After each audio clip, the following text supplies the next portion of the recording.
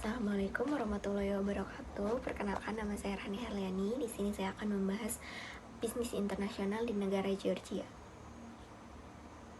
Jadi Georgia itu adalah sebuah negara di Asia Barat, bekas republik di Uni Soviet.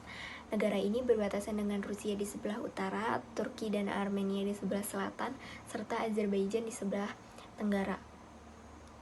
Georgia memiliki posisi strategis sebagai jembatan antara Eropa dan Asia.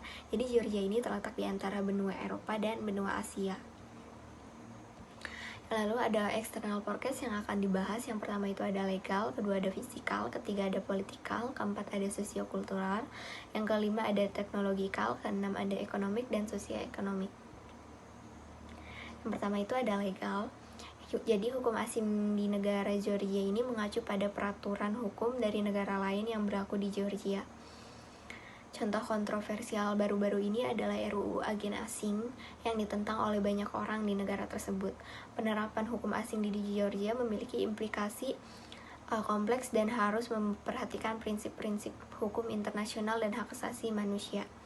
Hukum luar negeri dan dalam negeri di negara Georgia mungkin memiliki perbedaan dalam berbagai aspek seperti hukum pidana, hukum kontrak, dan hukum properti dan lainnya.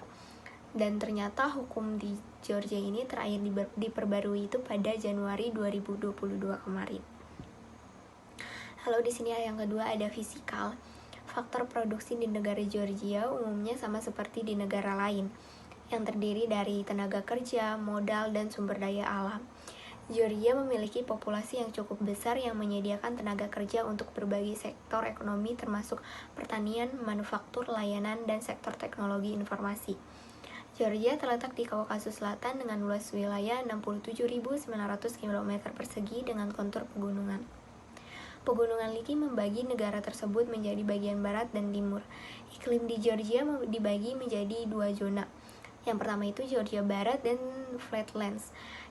Georgia Barat ini jauh lebih basah karena curah hujan tahunan yang berkisar antara 1.000 sampai 4.000 mm, sementara Flatlands di daerah tersebut cenderung sedikit hangat sepanjang tahunnya.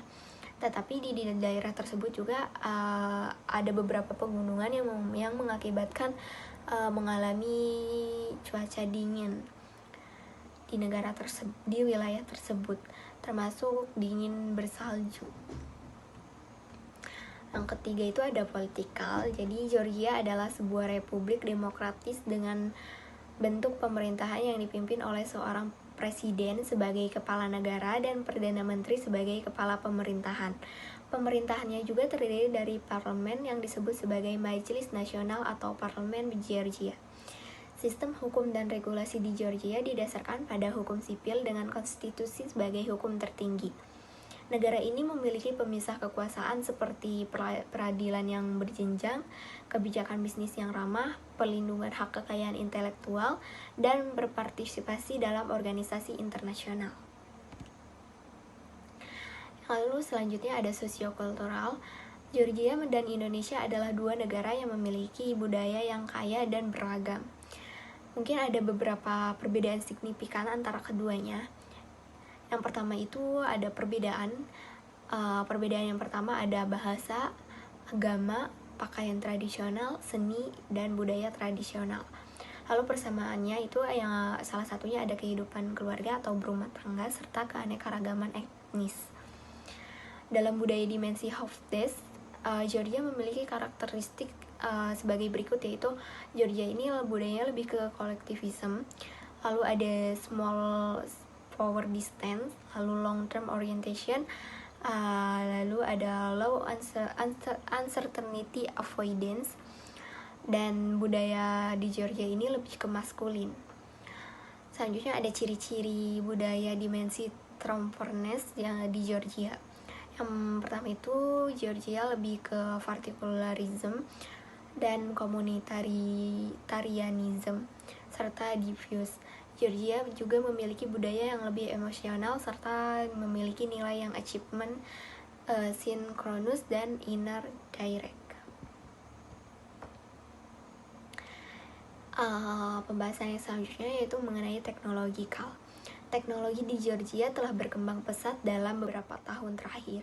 Georgia memiliki klaster teknologi yang kuat di daerah sekitar Atlanta, terutama di wilayah seperti Buckhead dan Alpharetta.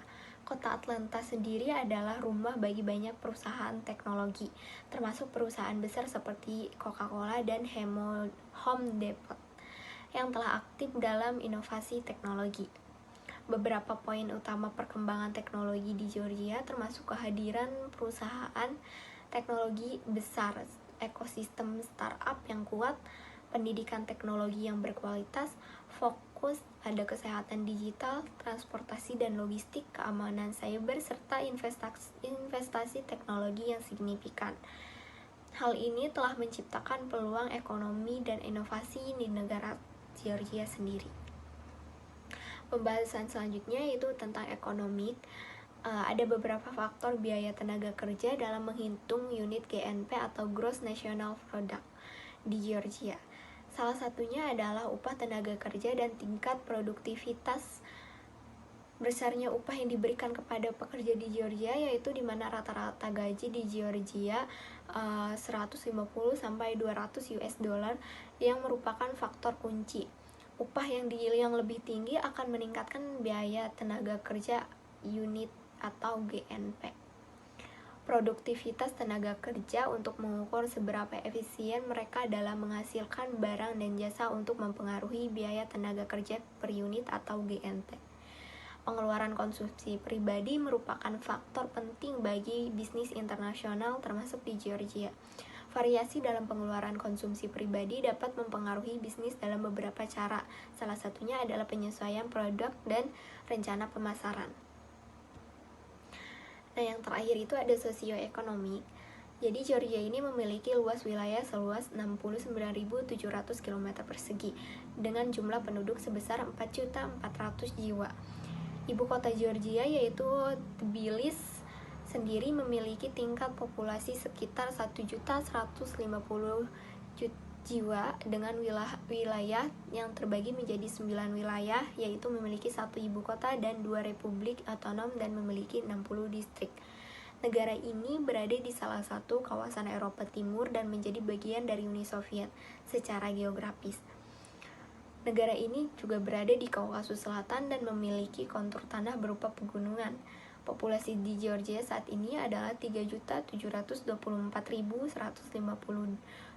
dengan tingkat pertumbuhan tahunan sebesar minus 0,385%. Georgia juga memiliki populasi 0,047% dari populasi dunia. Jadi kesimpulannya yaitu Georgia telah memperluas kerjasama perdagangan dan investasi dengan berbagai negara dan memiliki sejarah panjang dalam perdagangan. Meskipun memiliki ketergantungan pada sektor ekonomi, pada sektor energi maksudnya, Georgia juga memiliki peluang bisnis yang menarik dengan iklim investasi yang kondusif dan pertumbuhan ekonomi yang stabil.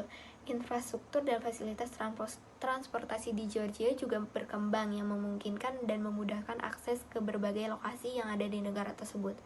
Jadi Georgia ini sudah dipastikan sanggup atau memenuhi syarat untuk melakukan bisnis internasional, karena di Georgia ini infrastruktur fasilitas transportasinya sudah memadai sehingga memungkinkan untuk dilakukan adanya bisnis internasional dengan negara lain. Terima kasih. Wassalamualaikum warahmatullahi wabarakatuh.